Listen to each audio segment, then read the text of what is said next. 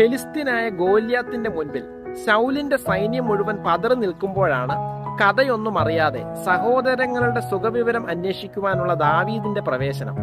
ജീവനുള്ള ദൈവത്തിന്റെ സേനയെ നിന്ദിക്കുന്ന അഗ്രചർമ്മിയായ ഫെലിസ്ത്യനെ കണ്ടപ്പോൾ ദാവീദ് എന്ന യുവാവിന്റെ രക്തം തിളച്ചു.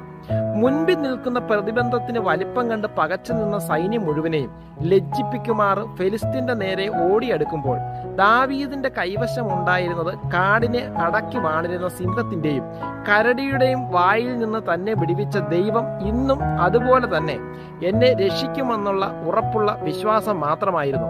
തന്റെ മുൻപിൽ നിൽക്കുന്ന വലിയ പ്രതിസന്ധിയെ ഒട്ടും വകവയ്ക്കാതെ നേരിടുവാൻ ഓടിയെടുക്കുന്ന യുവാവിനെ നിരീക്ഷിച്ച ശൗൽ രാജാവ് ഒരിക്കൽ കൂടി ദാവീദിന്റെ ചരിത്രം ചോദിച്ചറിഞ്ഞു.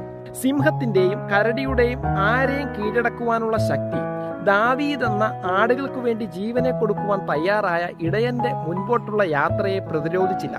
നോക്കൂ പ്രിയപ്പെട്ടവരെ, ഒരു രാജ്യം മുഴുവൻ ഫെലിസ്ത്യനായ ഗോല്യാത്തിന്റെ മുമ്പിൽ ഭയന്നു നിന്നപ്പോൾ ഒരു സൈന്യം എന്റെ നേരെ പാളയമിറങ്ങിയാലും ഞാൻ നിർഭയനായിരിക്കും എന്ന് പറയുവാനുള്ള ആർജവം പടിപടിയായുള്ള തന്റെ ദൈവാശ്രയം കൊണ്ട് ദാവീദ് സ്വായത്തമാക്കിയതാണ്. സാഹചര്യങ്ങൾ മുഴുവൻ പ്രതികൂലമായിരുന്നിടത്തും ക്രിസ്തുവിന്റെ വെളിച്ചമായി കർത്താവിന്റെ സാക്ഷികളായി നമുക്ക് തീരാം.